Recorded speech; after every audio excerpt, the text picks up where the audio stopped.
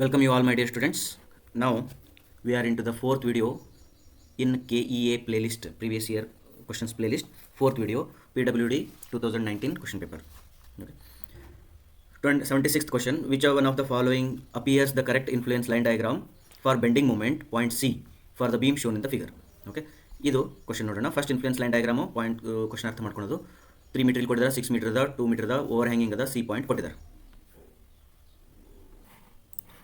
ಈ ಕ್ವಶನಲ್ಲಿ ಫಸ್ಟ್ ಹೆಂಗೆ ಸಾಲ್ವ್ ಮಾಡೋದಂದರೆ ಈ ಪೋರ್ಷನ್ ಇಲ್ಲ ಅಂತ ತಿಳ್ಕೊಳ್ಳೋಣ. ಈ ಪೋರ್ಷನ್ ಇಲ್ಲ ಅಂತ ತಿಳ್ಕೊಂಡ್ರೆ what will be your ILD for bending moment that we will draw. Okay, ಇಲ್ಲಿ ಸಿ ಪಾಯಿಂಟ್ ಅದ. ನೆಕ್ಸ್ಟು 3 ಮೀಟರ್ ಆ್ಯಂಡ್ 6 ಮೀಟರ್ ಕೊಡ್ತಾರೆ. 3 ಮೀಟರ್ ಆ್ಯಂಡ್ 6 ಮೀಟರ್. ಇದಕ್ಕೆ ಬೆಂಡಿಂಗ್ ಮೂಮೆಂಟ್ ಡಯಾಗ್ರಾಮ್ ಹೆಂಗೆ ಬರ್ತದೆ ಅಂದರೆ ILD for bending moment diagram ಹೆಂಗೆ ಬರ್ತದೆ. ಇದು ವ್ಯಾಲ್ಯೂ ಇರ್ತದೆ this into this divided by L ಅಂತೇಳಿ. 3 into 6 divided by L. L ಎಷ್ಟದ 6 + 3. 6 + 3 ಎಲ್ ಅಂದಾಗ ನಾವು ಫುಲ್ ಎಲ್ ತೊಗೊಳ್ಳೋಣ. 6 + 3 9, 9 + 2 11 ಅಂತ ತೊಗೊಳ್ಳೋಣ. ಓಕೆ, ದಿಸ್ ಈಸ್ ಯುವರ್ 11 ಅಂತ ಬರ್ತದೆ. ಈಗ 11 ಬಂತಂದ್ರೆ ಇದು ಆನ್ಸರ್ ಎಷ್ಟಾಯ್ತು? ಇದು 6 ಇಂಟು 3 ಡಿವೈಡೆಡ್ ಬೈ 11. ದಿಸ್ 1.636 ಅಂತ ಬರ್ತದೆ. ಈಗ ಈ ಪೋರ್ಷನ್ಲಿಂದ ಇನ್ನೂ ಸ್ವಲ್ಪ ಬೀಮ್ ಎಕ್ಸ್ಟೆಂಡ್ ಆಗಿದಲ್ಲ, ಇಲ್ಲಿ ಬೀಮ್ ಎಕ್ಸ್ಟೆಂಡ್ ಆಗಿದೆ, 2 ಮೀಟರ್ ಬೀಮ್ ಎಕ್ಸ್ಟೆಂಡ್ ಆಗಿದೆ. ಇದು ಲೈನು ಹಿಂಗೆ ಸೀದಾ ಬಂತು, ಹಿಂಗೆ ಹೋಗ್ತದೆ. Okay, then what is this value ಅಂತಂದರೆ ಸಿಮಿಲರ್ ಟ್ರಯಾಂಗಲ್ ಮೆಥಡ್ಲಿಂದ ಕಂಡುಹಿಡ್ಕೊಂಡು, ಇದು 2 ಮೀಟರ್ ಆಯಿತು, ಇದು ಎಕ್ಸ್ ಆಯಿತು. ಅವಾಗ ಕಂಡುಹಿಡೋಣ. ಈಗ 1.636 divided by this is 6 metre. 6 equal to ಇದು ಹೈಟ್ ತೊಗೊಂಡಿದ್ದೆ, ಹಾಗೆ ಇಲ್ಲಿ ಹೈಟ್ ಎಷ್ಟದ ಎಕ್ಸ್ ಅದ ಡಿವೈಡೆಡ್ ಬೈ 2 ಮೀಟರ್. 2 1 2 3 ಆಗ್ತದೆ. Therefore this divided by 3.54 ಬರ್ತದೆ. ಎಕ್ಸ್ ಈಕ್ವಲ್ ಟು 0.54 ಬರ್ತದೆ. Therefore this is 0.54. ಈಗ ಆಪ್ಷನ್ಸನ್ನು ನೋಡೋಣ. ಈಗ ಅದು ಡಯಾಗ್ರಾಮ್ ಏನದಲ್ಲ, ಯಾವುದಕ್ಕೆ ಸಿಮಿಲರ್ ಆಗಿದೆ? ದಟ್ ಡಯಾಗ್ರಾಮ್ ಈ similar to either this or this. ಇವೆರಡಕ್ಕೂ ಸಿಮಿಲರ್ ಅದ. ಇವೆರಡು ಆಪ್ಷನ್ ಓದು. ನಾನು ಇಲ್ಲಿ 0.33 ಕೊಟ್ಟಿದ್ದಾನೆ, ಇಲ್ಲಿ 0.5 ಕೊಟ್ಟಿದ್ದಾನೆ, but 0.54 will take D as a correct option. ಓಕೆನಾ? ನೆಕ್ಸ್ಟ್ ಸಮ್ ಟೈಮ್ಸ್ ಏನು ಮಾಡ್ತಾರೆ ಅಂತಂದರೆ ಇದನ್ನು ಇಗ್ನೋರ್ ಮಾಡಿದ ಪಾರ್ಟನ್ನು ಇಲ್ಲಿ 3 ಅಂತ ಇದನ್ನು ಬಿಟ್ಬಿಡ್ತಾರೆ. ಇದನ್ನು 9 ಮೀಟರ್ ಅಂತಲೇ ತೊಗೊಳ್ತಾರೆ. 9 ಮೀಟರ್ ಅಂತ ತೊಗೊಂಡಾಗ ಇದು ಆಪ್ಷನ್ ಏನಾಗ್ತದೆ ನೋಡಿರಿ. 9 ಮೀಟರ್ ಅಂತ ತೊಗೊಂಡಾಗ 6 3 18/9 2 ಆಗ್ತದೆ. ಇದು ಎರಡನ್ನು ಸಿಮಿಲರ್ ಟ್ರಯಾಂಗಲ್ ಹಾಕಿದ್ದು ನೋಡ್ಕೊಂಡಾಗ ಎಷ್ಟಾಗ್ತದೆ? 2 divided by 6 is equal to x divided by 2 ಆಗ್ತದೆ. ದೆನ್ ಎಕ್ಸ್ ಈಕ್ವಲ್ ಟು 4/6 ಆಗ್ತದೆ, ಅಂದರೆ 0.67 ಆಗ್ತದೆ. 0.67 ಯಾವುದೋ ಆಪ್ಷನ್ ಇಲ್ಲ. ಬಟ್ KEAದವರು ಏನು ಮಾಡಿದ್ದಾರೆ ಅಂದರೆ ಬಿ ಆಪ್ಷನನ್ನು ರೈಟ್ ಅಂತ ಟಿಕ್ ಮಾಡಿದರೆ, ಬಟ್ ನನಗೆ 0.54 ಬರ್ತಾಯಿದೆ. ದೇರ್ ಫೋರ್ ಡಿ ಆಪ್ಷನ್ ಅಂತ ನಾನು ಟಿಕ್ ಮಾಡ್ತಾಯಿದ್ದೀನಿ. Okay, will cross check it later. Next, in a plane resultant stress is inclined at an angle of 45 degree to the plane. If the normal stress is 100 Newton per mm square, shear stress on the plane ಎಷ್ಟು ಅಂತ ಕೇಳಿದ್ರು. ಭಾಳ ಚೆನ್ನಾಗಿದೆ. ಒಂದು plane ಅದ, ಹೆಂಗಾದ್ರೂ ಒಂದು plane ಬರ್ಕೊಡ್ರಿ. The resultant stress is inclined at an angle 45 degree ಅಂತ ಹೇಳ್ತಿದ್ದಾರೆ. ಓಕೆ, ಈಗ ಒಂದು ಪ್ಲೇನ್ ಅದ ಅಂದಮೇಲೆ ಆ ಪ್ಲೇನ್ ಮೇಲೆ ಏನೇನು ಇರ್ತದೆ ಅಂದರೆ ನಾರ್ಮಲ್ ಸ್ಟ್ರೆಸ್ಸು ಇರ್ತದೆ. ಇದು ನಾರ್ಮಲ್ ಸ್ಟ್ರೆಸ್ ಇರ್ತದೆ. ಆ ಪ್ಲೇನ್ ಮೇಲೆ ಇದು ನಾರ್ಮಲ್ ಸ್ಟ್ರೆಸ್ ಇರ್ತದೆ, ಆ ಪ್ಲೇನ್ ಮೇಲೆ ಶಿಯರ್ ಸ್ಟ್ರೆಸ್ ಇರ್ತದೆ, ಎರಡು ಇರ್ತದೆ. ಬಟ್ ಅವ ಏನು ಹೇಳ್ತಿದ್ದಾನೆ ಅಂತಂದರೆ ರಿಸಲ್ಟೆಂಟ್ ಸ್ಟ್ರೆಸ್ ಏನೈತಿಲ್ಲ ಅದು 45 ಡಿಗ್ರಿ ಅದ ಅಂತ. 45 ಡಿಗ್ರಿ ವಿತ್ತು ಪ್ಲೇನ್ ಅದ ಅಂತ. ಹಾಗಾದ್ರೆ ಇದನ್ನು 45 ಇರಬೇಕಾ?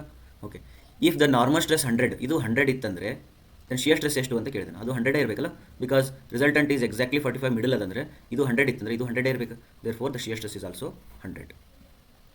ಅ city has to treat 5.2 meter square per minute. ಇದು ಮೀಟರ್ ಸ್ಕ್ವೇರ್ ಆಗಬಾರ್ದು, ಮೀಟರ್ ಕ್ಯೂಬ್ ಪರ್ ಮಿನಿಟ್ ಆಗಬೇಕು.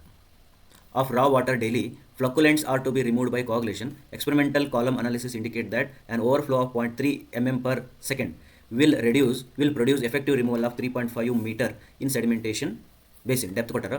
The resultant surface area for the settling is ಅಂತ, settling is ಅಂತ ಕೇಳಿದ್ರು. ಓಕೆ, ಈ ಪ್ರಾಬ್ಲಮಲ್ಲಿ ನಮಗೇನು ಕೇಳಿದ್ರೆ ಅಂದರೆ ಸರ್ಫೇಸ್ ಏರಿಯಾ ಕೇಳಿದ್ರು. ಫಸ್ಟ್ ನಿಮಗೆ ಫ್ಲೋಕ್ಯುಲೇಷನ್ ಚೇಂಬರ್ ಆಗಿರ್ಬೋದು ಅಥವಾ ಸೆಡಿಮೆಂಟೇಷನ್ ಚೇಂಬರ್ ಆಗಿರ್ಬೋದು, ಕೆಲವು ಇಕ್ವೇಷನ್ ಗೊತ್ತಿರಬೇಕು. Surface overflow rate is equal to surface ಒಳಗಡೆ overflow rate equal to Q divided by surface area. If ಇದೇನಾದರೂ ರೆಕ್ಟ್ಯಾಂಗಲ್ ಇತ್ತು ಅಂತಂದರೆ ಸರ್ಫೇಸ್ ಏರಿಯಾ ಏನಾಗ್ತದೆ? ಇದು ಎಲ್ ಆಗ್ತದೆ, ಇದು ಬಿ ಆಗ್ತದೆ. Therefore B into L. ಅಥವಾ Q divided by surface area ಅಂತ ಡೈರೆಕ್ಟ್ ಬರೆದ್ಬಿಟ್ರೆ ಮುಗಿದು. SOR ಯೂನಿಟ್ ಯಾವಾಗಲೂ ಮೀಟರ್ ಪರ್ ಸೆಕೆಂಡ್ ಇರ್ತದೆ. Meter per second. ಈಗ ನೋಡೋಣ, ಓವರ್ಫ್ಲೋ ರೇಟ್ ಏನಾರು ಕೊಟ್ಟಿದ್ದಾರೋ ಇಕ್ವೇಷನಲ್ಲಿ. ಇಲ್ಲಿ ಓವರ್ಫ್ಲೋ ಕೊಟ್ಟಿದ್ದಾನೆ. ಆ್ಯಂಡ್ ಓವರ್ಫ್ಲೋ ಎಷ್ಟದ ಅಂದರೆ 0.3 mm per second ಅದಂತೆ. ಹಾಗಾದ್ರೆ ಇದನ್ನ ಬರೋಣ, 0.3 ಮೀಟರ್ ಪರ್ ಸೆಕೆಂಡ್ ಬರೀಬೇಕು. 10⁻³ ಮೀಟರ್ ಪರ್ ಸೆಕೆಂಡ್ ಆಯಿತು. ಕ್ಯೂ ಎಷ್ಟು ಕೊಟ್ಟಿದ್ದಾನೆ ನೋಡ್ಕೊಳ್ಳೋಣ. ಕ್ಯೂ ಎಷ್ಟು ಕೊಟ್ಟಿದ್ದಾರೆ ಅಂತಂದರೆ 5.2 ಮೀಟರ್ ಕ್ಯೂಬ್ ಪರ್ ಮಿನಿಟ್ ಕೊಟ್ಟಿದ್ದಾರೆ.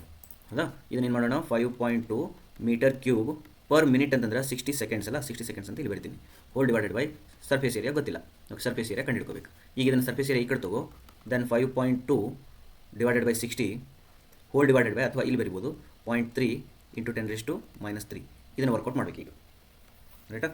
5.2 ಡಿವೈಡೆಡ್ ಬೈ ಬ್ರ್ಯಾಕೆಟ್ ಹಾಕೊಂಡೆ 60 ಇಂಟು 0.3 ಇಂಟು 10⁻³ ಆನ್ಸರ್ ಬರ್ತದೆ 288.88 ಅಂತ ಬರ್ತದೆ. ಅದೇ ನಿಮ್ಮದು ಆನ್ಸರ್ ಆಯಿತು. ಇಲ್ಲಿ ಡೆಪ್ತ್ ಯೂಸ್ ಆಗಲಿಲ್ಲ ನಮಗೆ, but answer we got it. ರೈಟಾ.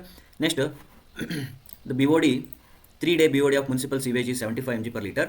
The rate constant base e ಇಷ್ಟು ಕೊಟ್ಟಿದ್ದಾರೆ. Estimate the BOD remaining in municipal sewage after 10 days ಅಂತ. BOD ಮೇಲೆ ಒಂದು ಕ್ವಶನ್ ಫಿಕ್ಸ್ ಇರ್ತದೆ. BOD ಮೇಲೆ ಭಾಳ ಚೆನ್ನಾಗಿ ಒಂದು ವಿಡಿಯೋ ಮಾಡಿದ, ಆ ವಿಡಿಯೋನ ವಾಚ್ ಮಾಡಬೇಕು. ಆಲ್ವೇಸ್ ನೆನ್ಪಿಟ್ಕೊಡ್ರಿ, BOD 5ಗೆ ಈಕ್ವೇಷನ್ ಇರ್ತದೆ, L ultimate equal two into 1 - e⁻ ಅಂತೇಳಿ. ಇಲ್ಲಿ ಇ ಆದರೂ ಬರಿಬೋದು, 10 ಆದರೂ ಬರಿಬೋದು. ಬಟ್ ಇಲ್ಲಿ ಯಾವ ಈಕ್ವೇಷನ್ ಏನು ಕೊಟ್ಟಿದ್ದಾನೆ, ಕಾನ್ಸ್ಟೆಂಟ್ ಏನು ಕೊಟ್ಟಿದ್ದಾನಲ್ಲ, ಬೇಸ್ ಇ ಅಂತ ಕೊಟ್ಟಿರೋದ್ರಿಂದ I have to take e here. ರೈಟಾ. BOD 5 ಈಕ್ವೇಷನ್, ಇದನ್ನು ನೀವು ಯಾವ ಡೇಸ್ಗಾದರೂ ಮಾಡ್ಕೊಳ್ಬೋದು. ಬಟ್ ನಮಗೇನು ಕೊಟ್ಟಿದ್ದಾನೆ, BOD 3 ಕೊಟ್ಟಿದ್ದಾನೆ, ಎಲ್ ಅಲ್ಟಿಮೇಟ್ ಇಂಟು 1 - e⁻k ಎಷ್ಟು 0.345, ಟೈಮ್ ಎಷ್ಟು 3 days.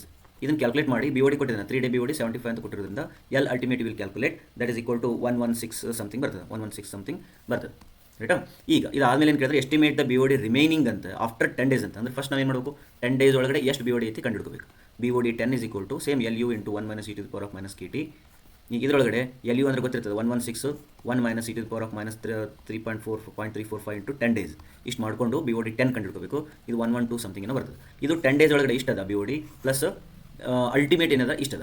ದೇರ್ ಫೋರ್ ರಿಮೈನಿಂಗ್ ಅಂತ ಕೇಳಿದ್ರೆ 116 - 112 ಮಾಡಿಕೊಂಡ್ರೆ ನಿಮಗೆ 3.69 ಆನ್ಸರ್ ಬರ್ತದೆ. ಇದು ಬರೋಂಗಿಲ್ಲ, ಸ್ವಲ್ಪ ಎಕ್ಸಾಕ್ಟ್ ಮಾಡಿದರೆ ನಿಮಗೆ 3.69 ಬರ್ತದೆ. ಮತ್ತೆ ಅಲ್ಲಿ 4 ಬಂದದ ಅಂತೇಳಿ ಬಿ ಆಪ್ಷನ್ಗೆ ಹೋಗ್ಬಿಟ್ಟು ನಾನು ಜಸ್ಟ್ ಇದನ್ನು ರ್ಯಾಂಡಮ್ ಆಗಿ ಮಾಡಿದ್ದೀನಿ. Volumetric modulus of elasticity. Volumetric modulus of elasticity is always bulk modulus, because bulk modulus equal to stress divided by volumetric strain ಇರ್ತದೆ. ರೈಟಾ. Next shear force for diagram of a beam is shown in below. Figure is the type or beam belongs to ಅಂತ ಕೇಳಿದ್ರೆ, ಇದು ಯಾವ ಬೀಮಿಗೆ ಇರ್ತದ ಅಂತ ಕೇಳಿದ್ರೆ, ಯಾವಾಗಲೂ ಯೋಚನೆ ಮಾಡಿರಿ. ಸಿಂಪ್ಲಿ ಸಪೋರ್ಟೆಡ್ ಇರಲಿ, ಫಿಕ್ಸ್ಡ್ ಬೀಮ್ಸ್ ಇರಲಿ, ಯಾವುದೇ ಬೀಮ್ಸ್ ಇರಲಿ, ಎರಡು ಸಪೋರ್ಟ್ ಕೊಟ್ಟರೆ ಶಿಯರ್ ಫೋರ್ಸು ಪಾಸಿಟಿವ್ ನೆಗೆಟಿವ್ ಬರ್ತದೆ. ಇಲ್ಲಿ ಬರೀ ನೆಗೆಟಿವ್ ಬಂದದ ಅಂತಂದ್ರೆ ಅರ್ಥ ಒಂದೇ ಕಡೆಗೆ ಶಿಯರ್ ಅದ ಅಂತ. ಒಂದೇ ಕಡೆ ಶಿಯರ್ ಇರೋದು ಯಾವಾಗಲೂ ಕ್ಯಾಂಟಿಲಿವರ್ ಬೀಮಿಗೆ ಮಾತ್ರ. Therefore this is cantilever. Okay. Next the shape of influence line diagram for maximum bending movement in simply supported beam. ಅದು ಯಾವುದು, ಟ್ರಯಾಂಗಲ್. ಇಲ್ಲಿ ಏನು ಕೇಳಿದ್ರೆ ನೋಡಿ, shape of influence line diagram for maximum ಅಂತ ಅಷ್ಟೇ ಅಲ್ಲ, ಬೆಂಡಿಂಗ್ ಮೂವ್ಮೆಂಟ್ ಡಯಾಗ್ರಾಮ್ ಯಾವುದೇ ಇರಲಿ, ಮ್ಯಾಕ್ಸಿಮಮ್ ಇರಲಿ ಮಿನಿಮಮ್ ಇರಲಿ, ಯಾವಾಗಲೂ ಅದು ಟ್ರಯಾಂಗಲ್ನೇ ಇರ್ತದೆ. Then the ratio of lateral strain to the longitudinal strain ಅಂದರೆ ಯಾವುದು, Poisson's ratio. Poisson's ratio of an isotropic material under uniaxial tension ಅಂತ ಕೇಳಿದ್ರು. ಯೂನಿಯಾಕ್ಸಿಯಲ್ ಟೆನ್ಷನ್ ಒಳಗೆ ಹೆಂಗಿರ್ತದೆ, sometimes constant, none of the above, always constant, variable. This is always constant ಇದೆ right answer. Okay. Isotropic material ಅಂತ specify ಮಾಡಿದ್ರೆ ಮತ್ತೆ ಯೂನಿಯಾಕ್ಸಿಯಲ್ condition ಅದ, ಅದು ಯಾವಾಗಲೂ ಕಾನ್ಸ್ಟೆಂಟ್ ಇರ್ತದೆ. ಆಲ್ವೇಸ್ ನಾವು ಏನು ಮಾಡಿದ್ವಿ, Poisson's ratio is considered as one of the elastic constants. Okay. That's why the Poisson's ratio for on ideal isotropic material. Ideal isotropic material ಅಂತಂದರೆ ಅದು 0.33 ಬರ್ತದೆ. ಇದು ಐಡಿಯಲ್ ಮತ್ತೆ, ಹೌದಾ. ಓಕೆ. ಈ 0.5 ಯಾವಾಗ ಬರ್ತದೆ, ಈ 0.5 ಆಗತ್ತಂದರೆ ಇದು ವಾಟರ್ಗೆ ಅಂತ ಹೇಳ್ಬೋದು, ಅಥವಾ ವಾಟರ್ಗೆ ಅಥವಾ ಫ್ಲೂಯಿಡ್ಸಿಗೆ, ಆ ಲಿಕ್ವಿಡ್ಸಿಗೆ 0.5 ಬರ್ತದೆ. ಇನ್ನೊಂದು ಡೈಲೆಟೆಂಟ್ ಮಟೀರಿಯಲ್ ಅಂತ ಬರ್ತದೆ, ಅಲ್ಲಿನೂ ಕೂಡ 0.5 ಅಂತ ಹೇಳ್ಬೋದು. ರೈಟ್. 1 ಇರಂಗಿಲ್ಲ, 0.5 ದಾಟಂಗಿಲ್ಲ. Poisson's ratio for our general ಕಂಡೀಷನ್ಸಿಗೆ, ಹೋಮೋಜಿನಿಯಸ್ ಐಸೋಟ್ರೋಪಿಕ್ ಮಟೀರಿಯಲ್ಗೆ 1 ದಾಟಂಗಿಲ್ಲ.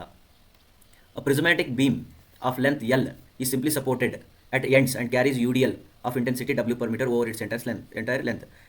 It is then propped at its center to neutralize the deflection. Very important, very good. The net bending moment at its center will be ಅಂತ ಕೇಳಿದ್ರು. ಭಾಳ ಚೆನ್ನಾಗಿದೆ question. First ಏನು ಮಾಡಿದೆ ನಾವು, simply supported beam ತೊಗೊಂಡು, simply supported beam ಒಳಗಡೆ UDL throat ಅದ ಅಂತೆ. ಓಕೆ. ಈಗ ಇದು ಥ್ರೋಟ್ UDL ಅದ ಅಂತಂದ್ರೆ ಏನಾಗ್ತದೆ, ಇದು ಡಿಫ್ಲೆಕ್ಟ್ ಆಗ್ತದ. ಇದು ಡಿಫ್ಲೆಕ್ಟ್ ಹೆಂಗೆ ಆಗ್ತದೆ ಅಂದರೆ ಹಿಂಗೆ ಆಗ್ತದೆ. ಅವೇನು ಮಾಡೋಣ, ಈ ಮ್ಯಾಕ್ಸಿಮಮ್ ಡಿಫ್ಲೆಕ್ಷನ್ ಆಗಬಾರ್ದು ಅಂತೇಳಿ ಇಲ್ಲಿ ಒಂದು ಫೋರ್ಸನ್ನು ಅಪ್ಲೈ ಮಾಡಿ ಇದನ್ನು ಇಲ್ಲಿ ತಂದು ನಿಂದಿರ್ತಾನೆ. ಅಂದರೆ ಇಲ್ಲಿಗೆ ನಿಮ್ಮದು ಪ್ರಾಪನ್ನು ಕೊಡ್ತಾನೆ. ಪ್ರಾಪ್ ಕೊಟ್ಟಾಗ ಏನಾಗ್ತದೆ, ನಿಮ್ಮ ಡಿಫ್ಲೆಕ್ಷನ್ ಅಲ್ಲಿ ವಾಪಸ್ ಹಿಂಗೆ ಬಂದು ಹಿಂಗೆ ಹೋಗ್ತದೆ. ರೈಟಾ. ಈಗ ನಾವು ಇದನ್ನು 2 ರೀತಿ ಡಿವೈಡ್ ಮಾಡ್ಕೋಬೇಕು. ಒಂದು simply supported beam with UDL, ಅವಾಗ ಹಿಂಗೆ ಡಿಫ್ಲೆಕ್ಷನ್ ಬಂದಿತ್ತು. Then what is this deflection? This deflection is due to UDL. ಇದು due to UDL. Due to UDL deflection ಎಷ್ಟು ಇರ್ತದೆ, 5WL/4/384 EI ಅಂತ ಇರ್ತದೆ. ಓಕೆ. ನೆಕ್ಸ್ಟ್ ಏನು ಮಾಡಕತ್ತಾನ, ಈ ಫೋರ್ಸನ್ನು ಅಪ್ಲೈ ಮಾಡಿ ಅದನ್ನು ರಿಡ್ಯೂಸ್ ಮಾಡ್ತದೆ. ದೆನ್ ಈ ಫೋರ್ಸನ್ನು ಅಪ್ಲೈ ಮಾಡಿದಾಗ ಸಪೋರ್ಟ್ ರಿಯಾಕ್ಷನ್ಸ್ ಹಿಂಗೆ ಬಂತವ ತಿಳ್ಕೊಂಡು ದೆನ್ ಇದು ಹಿಂಗೆ ಬೆಂಡ್ ಆಗ್ತದೆ. Then what is this deflection? That is your WL/4/WL3/48 EI. ಇಲ್ಲಿ W ಅನ್ನೋದು ಬೇಡ, ಇದನ್ನು R ಅಂತ ಕರೆಯೋಣ. ಮತ್ತು W ಕ್ಯಾನ್ಸಲ್ ಆಗ್ತದೆ, ಅದಕ್ಕೆ R ಅಂತ ಕರೆಯೋಣ. ಇದು RC ಅಂತ ಕರೆಯೋಣ. ಈಗ ನಾವೇನು ಮಾಡ್ಬೋದು ಅಂದರೆ ಇವೆರಡೂ ಈಕ್ವೇಟ್ ಮಾಡ್ಕೋಬೇಕು, ಅಂದಾಗ ಮಾತ್ರ ನಿಮಗೆ ಡಿಫ್ಲೆಕ್ಷನ್ 0 ಬರ್ತದೆ. Therefore 5WL/4/384 EI equal to RL3/48 EI ಅಂತ ಬರ್ತದೆ. ಈ EI ಕ್ಯಾನ್ಸಲ್ ಆಗ್ತದೆ, L3 ಮತ್ತು L4 ಕ್ಯಾನ್ಸಲ್ ಆಗ್ತದೆ. Therefore RC is equal to ಈ 48 ತೊಗೊಂಡು ಬರೋಣ. ಈ 5 × 48/384 ಕರೆಕ್ಟಾ. 5 × 5/384 48 ಬಂತು. ಇದು WL ಹಂಗೆ ಇದೆ, ಅದು WL ಅನ್ನು ಹಿಂಗೆ ಬರ್ಕೊಳ್ಳೋಣ. ರೈಟಾ. This is your RC value. RC value ಎಷ್ಟು ಬರ್ತದೆ ಅಂದರೆ 384/48 8 ಇದು 5/8 ಬರ್ತದೆ. 5/8 WL ಬಂತು. 5/8 WL ಬಂದಿದೆ R C value.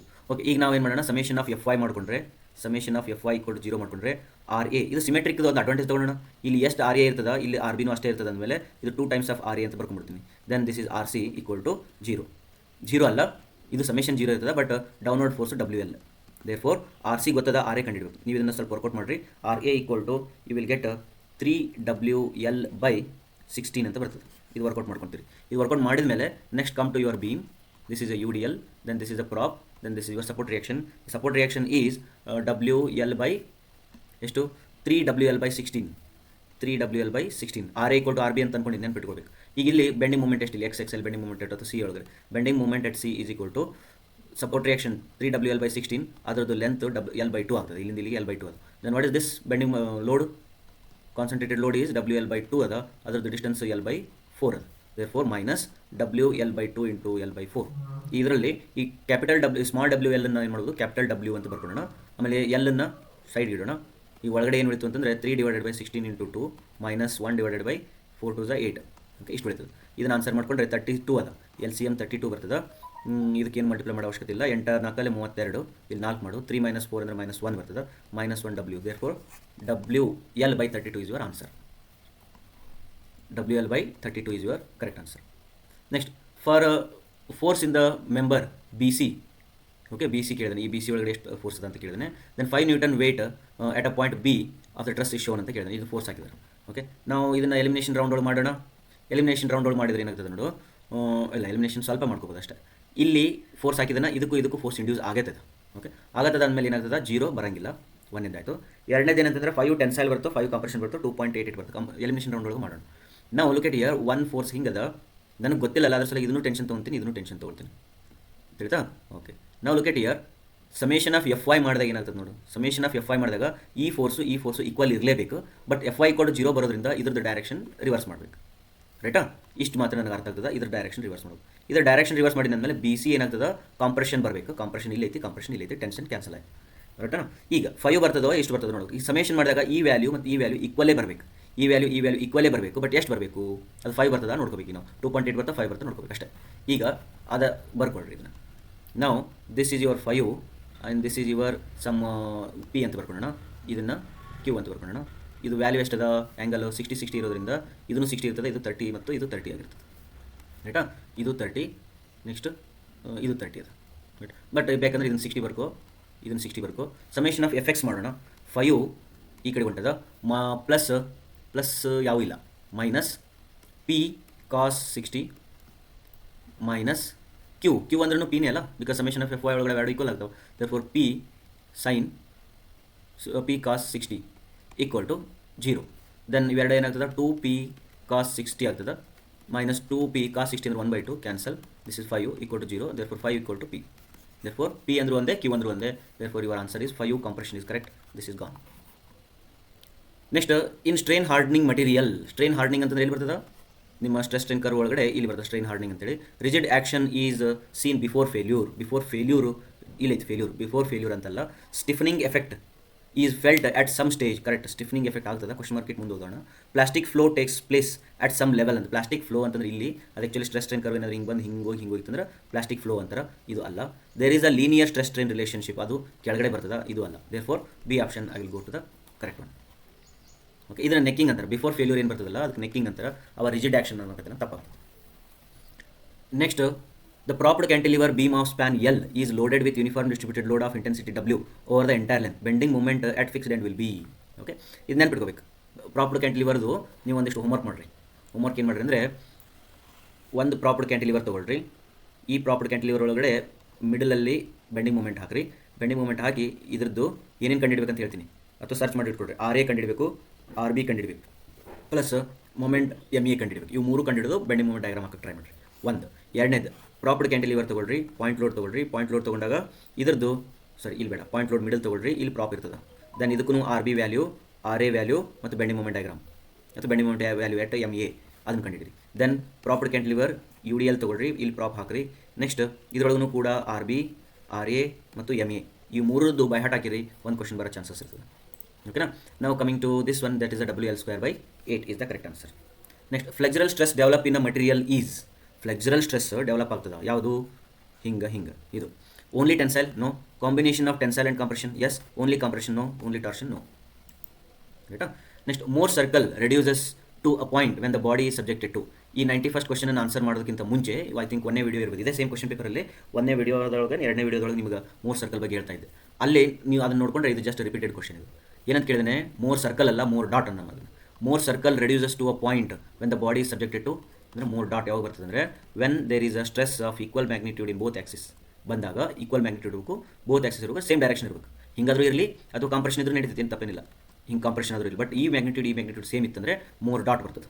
Then uniaxial stress ಅಂತ ಅಲ್ವೇ ಅಲ್ಲ, equal axial stress on two mutual perpendicular planes, the planes being free of shear.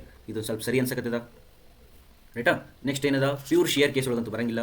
Equal and opposite axial stress ಅಂತೆ, equal and opposite axial stress ಒಳಗೆ ಬರಂಗಿಲ್ಲ. ನೋಡಿ ಇನ್ನೊಂದು ಮಾತು, equal and opposite axial stress, equal and opposite axial stresses on two mutually perpendicular planes, the plane being free from shear ಅಂತ ಹೇಳಿದ್ರೆ ಇಲ್ಲ, ಇದು ಬರಂಗಿಲ್ಲ. ಇದು ಎರಡು ಕೇಸಸ್ ಸೇಮ್ ಆಗ್ತಾವೆ, ಎರಡು ಸೇಮ್ ಕೇಸಸ್ ಆಗ್ತಾವೆ. This answer is right, but ಇದರೊಳಗಡೆ ಕೀ ಆನ್ಸರ್ಸ್ ಒಳಗಡೆ ಯಾವ ಡಿ ಕೊಟ್ಟಿದ್ದ, D is wrong.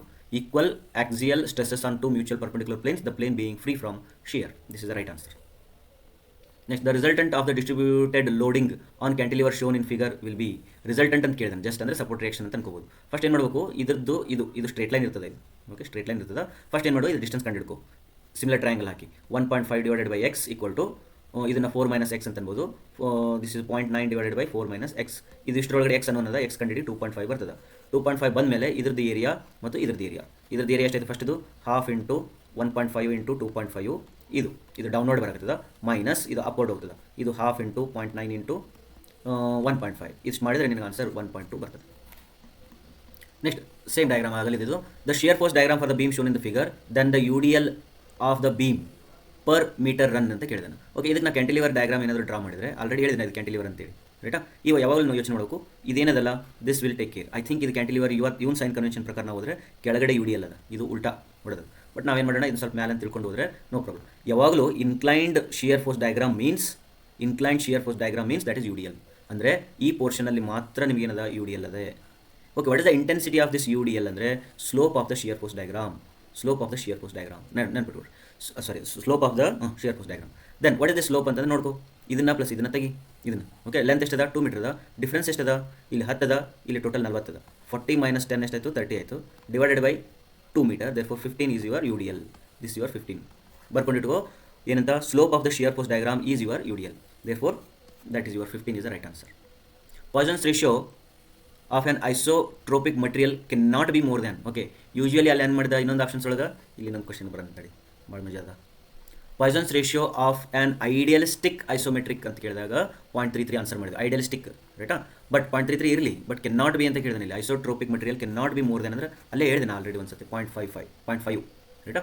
A simply supported beam with a rectangle cross section ಈ subjected to central concentrated load. Simply separated the central concentrated. If the width and depth of the beam are doubled, then the deflection at the center of the beam will reduce to. ಇದು already solve ಮಾಡಿದ್ವಿ, same question ಪೇಪರಲ್ಲಿ solve ಮಾಡಿದ್ವಿ, ಅದು cantilever ಮಾಡಿದ್ವಿ. ಈಗ simply supported ಕೇಳಿದ್ರೆ ನೀ ಕ್ಯಾಂಟಿಲಿವರ್ಗೆ ಯಾರು ಮಾಡು, ಸಿಂಪ್ಲಿ ಸಪೋರ್ಟೆಡ್ ಯಾರು ಮಾಡು, ಮೇಲ್ಗಡೆ WL ಸಮಥಿಂಗ್ ಡಿವೈಡೆಡ್ ಬೈ ಏನೇನೋ ಬರೋದು EI ಅಂತ ಬರ್ತಾರೆ. ಡಬಲ್ ಮಾಡಿದ್ವಿ, ವಿಡ್ತ್ ಗಿಡ್ತ್ ಮತ್ತೆ ಡಬಲ್ ಮಾಡಿದ್ವಿ, ಮ್ಯಾಲೇದೇನು ಚೇಂಜ್ ಆಗಲಿಲ್ಲ, ಲೋಡ್ ಚೇಂಜ್ ಆಗಿಲ್ಲ, L ಚೇಂಜ್ ಆಗಿಲ್ಲ, ಈ ಕಾನ್ಸ್ಟೆಂಟ್ ಚೇಂಜ್ ಆಗಿಲ್ಲ, ಮತ್ತೆ EI ಇರ್ತದೆ, EI ಒಳಗಡೆ I ಚೇಂಜ್ ಆಗ್ತದೆ, ಇದು I ಚೇಂಜ್ ಆಗ್ತದೆ. ನೀ ಕ್ಯಾಂಟಿಲಿವರ್ಗೆ ಯಾರು ವರ್ಕೌಟ್ ಮಾಡ್ಕೋ, ಸಿಂಪ್ಲಿ ಸಪೋರ್ಟೆಡ್ ಯಾರು ವರ್ಕೌಟ್ ಮಾಡ್ಕೋ, 6.25 ಆನ್ಸರ್ ಬರ್ತದೆ. Then the steel pin is subjected to shear force of this much and direct compression strength of this much, permissible compressive stress, ಇದು ಪರ್ಮಿಸಿಬಲ್ ಇದು, okay. Then the suitable diameter of the pin according to the distortion energy theory. ಅದಕ್ಕೆ ನಾನು ಹೇಳಿದೆ ಒಂದು class ಒಳಗಡೆ, theory of ಫೇಲ್ಯೂರ್ಸಲ್ಲಿ 4 failure theory ಅದಾವ. ಆ 4 ಫೇಲ್ಯೂರ್ ಥಿಯರಿನ ಬೈ ಹಾರ್ಟ್ ಹಾಕಿದ್ರೆ ನಿಮ್ಗೆ ಒಂದು ಕ್ವಶನ್ ಫಿಕ್ಸ್ ಇರ್ತದ. ನಾವೀಗ ಆಲ್ರೆಡಿ 4-5 ಕ್ವಶನ್ ಪೇಪರ್ ಮಾಡ್ತಿದ್ವಿ, ಅಷ್ಟರಲ್ಲೂ ಕೂಡ ಥಿಯರಿ ಆಫ್ ಫೇಲ್ಯೂರ್ ಬರ್ತಾ ಇದೆ. ಡಿಸ್ಟಾರ್ಷನ್ ಥಿಯರಿ ಪ್ರಕಾರ permissible stress is equal to square root of normal stress square plus 3 times of shear stress square ಅಂತ ಬರ್ತದೆ.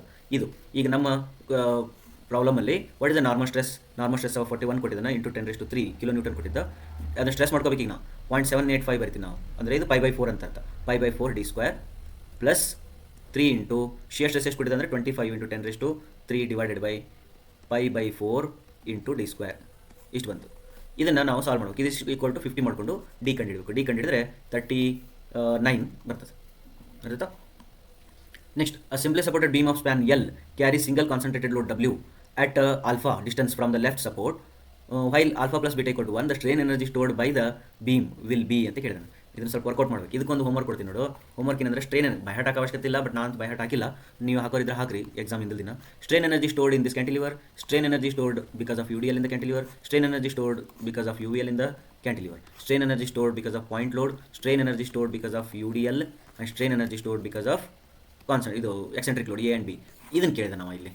Okay, that is your equation 97th.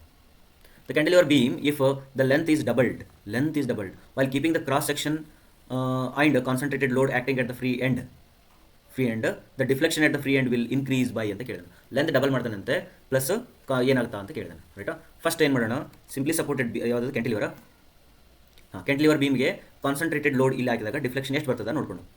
Deflection ಎಷ್ಟು ಬರ್ತದೆ, by heart ಹಾಕಿದ್ರೆ by heart ಹಾಕ್ರಿ, ಇಲ್ಲ ಅಂತಂದರೆ ನನ್ನ ಕ್ಯಾಲ್ಕುಲೇಟ್ ಮಾಡಿರಿ. ಇದು ಬೆಂಡಿಂಗ್ ಡಯಾಗ್ರಾಮ್ ಇಲ್ಲಿ ಬರ್ತದೆ, ಇದನ್ನು P ಅಂತ ತಿಳ್ಕೊಂಡಿರ್ತೀವಿ ಅಂದರೆ ಇದು PL ಆಗ್ತದೆ, ಇದು L ಆಗ್ತದೆ. ಇದಕ್ಕೆ area into perpendicular distance half into PL into L into 2/3 of L. 2 cancel ಆಯಿತು, PL³ divided by 3EI, PL³ by 3EI. ಇದು 1ನೇ ಕೇಸ್ ಒಳಗೆ. ಈಗ ಅಕಸ್ಮಾತಾಗಿ L ಏನಾದ್ರು ಡಬಲ್ ಆಯ್ತು ಅಂತಂದ್ರೆ ಏನಾಗ್ತದೆ, P ಬೈ 3I ಅಂತ ಇದ್ದೇ ಇರ್ತದೆ. L ಡಬಲ್ ಆಗ್ತದೆ 2L³ ಆಗ್ತದೆ, ಇದು 8 ಆಗ್ತದೆ. Therefore 8 is the correct answer. ಇಲ್ಲಿ ನಾನು ಏನು ಮಾಡಿದೆ ಅಂತಂದರೆ 8 ಕಂಡ ತಕ್ಷಣ 8 ಟಿಕ್ ಮಾಡಿದೆ. ಅಕಸ್ಮಾತಾಗಿ ಈ ಆಪ್ಷನಲ್ಲಿ 8 ಟೈಮ್ಸ್ ಅಂತ ಬರೋದು, ಇನ್ನೊಂದು ಆಪ್ಷನ್ನು 0.125 ಟೈಮ್ಸ್ ಅಂತ ಬರೆದಿದ್ರೆ ಸ್ವಲ್ಪ ಹುಷಾರಾಗಿ ಮತ್ತೆ ಕ್ವಶನ್ ಓದ್ತಾ ಇದ್ದೆ. Because 0.125 is 1/8. ಒಂದು ಆಪ್ಷನನ್ನು 1/8 ಕೊಟ್ಟು ಇನ್ನೊಂದು ಆಪ್ಷನನ್ನು 8 ಅಂತ ಕೊಟ್ಟರೆ ನಾ ಕ್ವಶನನ್ನು ಇನ್ನೊಮ್ಮೆ ಓದ್ತಾ ಇದ್ದೆ, ಯಾವ್ದು ಕೇಳಿದಾನ ಅಂತೇಳಿ, ಯಾವ್ದು ರೇಷಿಯೋ ಕೇಳಿದಾನ ಅಂತೇಳಿ. Therefore here I will not worry about that. 8 times I will mark it directly. Next, 90th question. A point in a stressed body, the state of stress on two planes 45 degree apart is shown in the figure below. Determine two principal stresses and their values ಅಂತ ಕೇಳಿದ್ರು. ಭಾಳ interesting question ಇದು, ದೊಡ್ಡ question. ಇಲ್ಲಿ triangle ಅಂತ ಇರಂಗಿಲ್ಲ. First of all ನೀವು ನೆನ್ಪಿಟ್ಕೋಬೇಕು, ಯಾವಾಗಲೂ stress element is assumed that square. ಇದು ಟ್ರಯಾಂಗಲ್ ಬಂದಾದ್ಮೇಲೆ ಇಲ್ಲೊಂದು ಸ್ವಲ್ಪ ಏನೋ ವಿಚಿತ್ರ ಅದ. ಓಕೆ, ಇಲ್ಲಿ ನಾನು ಏನು ಅನ್ಕೋಬೇಕಂದ್ರೆ ಇದನ್ನು ಸಿಗ್ಮಾ ಎಕ್ಸ್ ಅಂತ ಅನ್ಕೊಳ್ತೀನಿ, ಏನು ಪ್ರಾಬ್ಲಮ್ ಇಲ್ಲ. ಇದನ್ನು ಟೋ ಅಂತ ಅನ್ಕೊಳ್ತೀನಿ, ಏನು ಪ್ರಾಬ್ಲಮ್ ಇಲ್ಲ. ಇವುಗಳು ಇವು ಏನಂದರೆ ಯಾವುದೋ ಒಂದು ಪ್ಲೇನಲ್ಲಿ ಡೆವಲಪ್ ಆಗಿರ್ತಕ್ಕಂಥ ಸ್ಟ್ರೆಸ್ಗಳು. ಡೆವಲಪ್ ಆಗಿದಾವೆ ಅಂತಂದರೆ ಇದ್ರದ್ದು ಅದರ್ ಪ್ಲೇನಲ್ಲಿ ಯಾವುದೋ ಒಂದಿಷ್ಟು ಸ್ಟ್ರೆಸ್ ಇರಲೇಬೇಕಲ್ಲ. ಇದನ್ನು ಸಿಗ್ಮಾ ವೈ ಅಂತ ಕರೆಯೋಣ, ಮತ್ತು ಇದನ್ನು ಟೋ ಅಂತ ಕರೆಯೋಣ. ನಾವು ಟೋ ಮತ್ತು ಸಿಗ್ಮಾ ವೈ ಗೊತ್ತಿದ್ದವನ್ನು ಗೊತ್ತಿಲ್ಲ, ಇವು ಗೊತ್ತಿದ್ರೆ ಮಾತ್ರ ನೀವು ಮುಂದಕ್ಕೆ ಹೋಗ್ಬೋದು. ಈಗ ಟೋ ಅಂತಂದರೆ ನಾವು ಯಾವಾಗಲೂ ಕಾಂಪ್ಲಿಮೆಂಟರಿ ಶಿಯರ್ ಸ್ಟ್ರೆಸ್ ಅಂತೀವಿ. ಇದು 3 ಇತ್ತಂದರೆ ಇದನ್ನು 3 ಬರಲೇಬೇಕು. Therefore I don't have any doubt for this tau. ನಾವು ಸಿಗ್ಮಾ ವೈ ಕಂಡಿಡ್ಬೇಕು. ಈಗ ಸಿಗ್ಮಾ ವೈ ಕಂಡಿಡ್ಬೇಕಂದ್ರೆ I can take either the help of this or the help of this. ಇವೆರಡೊಳಗೆ ಯಾವುದಾದ್ರೂ ಹೆಲ್ಪ್ ತೊಗೊಂಡು ನಾವೇನು ಮಾಡ್ಬೋದು, ಸಿಗ್ಮಾ ವೈ ಕಂಡಿಡ್ಬೋದು. I will take a help of this. What is this ಅಂತಂದರೆ ಅದು ಸಿಗ್ಮಾ ತೀಟಾ ಅಂತ ನಾನು ಅದಕ್ಕೆ ಕರಿತೀನಿ. ಅಂದರೆ normal stress on the plane at an angle of theta is equal to sigma X plus sigma Y by 2 plus sigma X minus sigma Y by 2 cos 2 theta plus tau sine 2 theta. ಈ formula it will give you normal stress at any plane ಅಂತ. ಅಂದರೆ ಇದರೊಳಗೆ ಏನಾಯ್ತು, ಈಗ sigma X ಕೊಟ್ಟಿದ್ದಾನೆ 8 ಅಂತೇಳಿ, plus sigma Y divided by 2 plus ಇಲ್ಲಿ ನೋಡು ಬರೆಯಂಗಿಲ್ಲ, ತೀಟಾ ಈಕ್ವಲ್ ಟು 45 ಆಗ್ತಿ. 2 into 45 is 90, cos 90 gone. Therefore I will not write this. Then tau ಅಂತಂದರೆ 3 ಅದ, sine 90 is 1. Then this is ಎಷ್ಟು ಕೊಟ್ಟಿದ್ದಾನೆ, ಇದನ್ನು 2 ಅಂತ ಕೊಟ್ಟಿದ್ದಾನೆ. This is 2. ನಾವು have to find out sigma Y. ಈಗ 2 ಕೈ ನಿಕಡೆ ತೊಂಬ -1 ಆಗ್ತದೆ, 2 ನಿಕಡೆ ಮಲ್ಟಿಪ್ಲೈ ಮಾಡು -2 ಆಗ್ತದೆ. Then sigma y is equal to ಈ 8 ನಾಲ್ಕಡೆ ತೊಂಬ -8 ಆಗ್ತದೆ. Therefore sigma y equal to -10. Sigma y -10 ಬಂದಿದೆ, ಕಾಂಪ್ರೆಷನ್ ಬಂದಿದೆ. ಡೋಂಟ್ ವರಿ, ಅದು ಹಂಗೆ ಇರಲಿ, ಏನು ಚಿಂತೆ ಮಾಡಬೇಡಿ. Then sigma 1 or sigma 2 is equal to sigma X plus sigma Y by 2 plus or minus square root of sigma X minus sigma Y by 2 whole square plus 2 square. ಇಲ್ಲಿ ಸ್ವಲ್ಪ ಹುಷಾರಾಗಿ ಆನ್ಸರ್ನ ಸಬ್ಸ್ಟಿಟ್ಯೂಟ್ ಮಾಡ್ತಾವೆ. ಸಿಗ್ಮಾ ಎಕ್ಸ್ ಎಷ್ಟದ, 8 ಅದ. ರೈಟಾ, this is 8 minus 10 divided by 2 plus or minus square root of 8 minus of -10 divided by 2 whole square plus 3 square. ಇದು ಏನಾಯ್ತಿದು 10 minus 8 ಅಂದರೆ 2 ಅಂದರೆ -1 ಆಯ್ತು. Plus or minus square root of ಇದು 18 ಬೈ 2 ಅಂದರೆ 9, 9 ಸ್ಕ್ವೇರ್ ಪ್ಲಸ್ 3 ಸ್ಕ್ವೇರ್ ಅಂದರೆ 9. ಇದು ಆನ್ಸರ್ ಮಾಡಿದರೆ 10 point something ಬರ್ತದೆ. ದಟ್ ಇಸ್ ಯುವರ್ 8.48 ಆನ್ಸರ್ ಬರ್ತದೆ. That is your correct answer. The cantilever beam of length L with uniform cross section and flexural rigidity EI loaded with UDL intensity entire length. The maximum vertical deflection ಕೇಳ್ತಾ ಇದ್ದಾನೆ. Maximum vertical deflection ಮತ್ತೆ formula ನೆನಪಿಡೋ ಅವಶ್ಯಕತೆ ಇಲ್ಲ, but UDL ಅದ. ಇದು UDL ಇರೋದ್ರಿಂದ I will work out on this. Then this is UDL. Then this is your bending moment diagram. This is W. This is WL square by 2. Okay, ಇಲ್ಲಿ ಅದ CG. Then what is the deflection ಅಂದರೆ area into perpendicular distance to free end. ಇದನ್ನು already ಭಾಳ ಸತಿ ಹೇಳಿದ್ದೀನಿ, ಭಾಳ ವಿಡಿಯೋದೊಳಗೂ ಹೇಳಿದ್ದೀನಿ, ಅದಕ್ಕೆ ಫಾಸ್ಟ್ ಹೋಗ್ತಾ ಇದ್ದೀನಿ. What is the area for this type of parabola? 1/3 into base into height WL square by 2. What is the distance from here to here for the parabola? Then CG to there ಅಂತಂದರೆ 4/3 ಅಲ್ಲ 3/4 into L. Okay, ಮುಗಿತು answer. ಇದು answer ನೋಡ್ಕೋ. ಇದು 3 ಇಲ್ಲಿ cancel ಆಯಿತು. WL square L ಅಂದರೆ L/4, ನಾ ಕೇಳಲೆ 8. Therefore EI. Okay, this is your WL/4 by 8 EI is the right answer. Very good. V completed a PWD 2019 question paper. But ನೀವು ಯಾವಾಗಲೂ ಒಂದು ಮಾತಾಡ್ತಾ ಇದ್ದೀನಿ, ಈಗ ನಾವು KPSC ಒಳಗಡೆ ಅದ್ರದ್ದು ಪ್ಲೇ ಲಿಸ್ಟ್ ಒಳಗಡೆ 2-3 ಕ್ವಶನ್ ಪೇಪರ್ನ ಸಾಲ್ವ್ ಮಾಡಿದ್ವಿ. ನೆಕ್ಸ್ಟು KEA ಎಕ್ಸಾಮ್ಸ್ ಒಳಗಡೆ 3 ಕ್ವಶನ್ ಪೇಪರ್ ಸಾಲ್ವ್ ಮಾಡಿದ್ವಿ. What is the conclusion of these two ಅಂತಂದ್ರೆ, ಈಗ ನಾನು ನಿಮಗೆ ಪ್ರಾಮಿಸ್ ಮಾಡಿ ಹೇಳ್ಬೋದು ಏನಂತ, ನೆಕ್ಸ್ಟ್ ಕ್ವಶನ್ ಪೇಪರ್ ಏನು ಸಾಲ್ವ್ ಮಾಡ್ತೀವಿ ಅದರೊಳಗಡೆ 8ರಿಂದ 10 ಕ್ವಶನ್ನು 100% ರಿಪೀಟ್ ಆಗಿರ್ತದೆ. ರಿಪೀಟ್ ಆಗಿರಲೇಬೇಕು 8ರಿಂದ 10 ಕ್ವಶನ್ ಪೇಪರ್, 10 ಕ್ವಶನ್ಸ್. ನೀವು ಈ ರೀತಿ ಮಾಡ್ತಾ ಇದರೊಳಗೆ ಒಂದು 10 ಅಥವಾ 15 ಕ್ವಶನ್ಸ್ ಮಾಡಿದರೆ ನಿಮಗೆ 20ರಿಂದ 30 ಕ್ವಶನ್ಸ್, 20ರಿಂದ 30 40 ಕ್ವಶನ್ಸ್ ಗ್ಯಾರಂಟಿ ಕೊಡ್ಬೋದು. ನಾ ಕಾನ್ಸೆಪ್ಟ್ ಆರ್ ಕ್ವಶನ್ಸ್ ರಿಪೀಟ್ ಆಗಿರಲೇಬೇಕು. ಅರ್ಥಾಯ್ತಾ? ಇಷ್ಟೆಲ್ಲ ಓದಿದ್ರಿ ಅಂದಮೇಲೆ ನಿಮಗೆ 40 ಮಾರ್ಕ್ಸ್ ಅಂತೂ ನೀವು ರಿಪೀಟ್ ಆಗಿರ್ತಾವೆ ಕ್ವಶನ್ಸ್, ಪ್ಲಸ್ ಇದ್ರದ್ದು ನಾಲೆಜ್ ಮೇಲೆ ಮತ್ತೆ ಬೇರೆ ಕ್ವಶನ್ಸ್ನು ಕೂಡ ಅಟೆಂಡ್ ಮಾಡ್ಬೋದು. Therefore do not miss any of my videos in YouTube. Watch it fully. Thank you very much.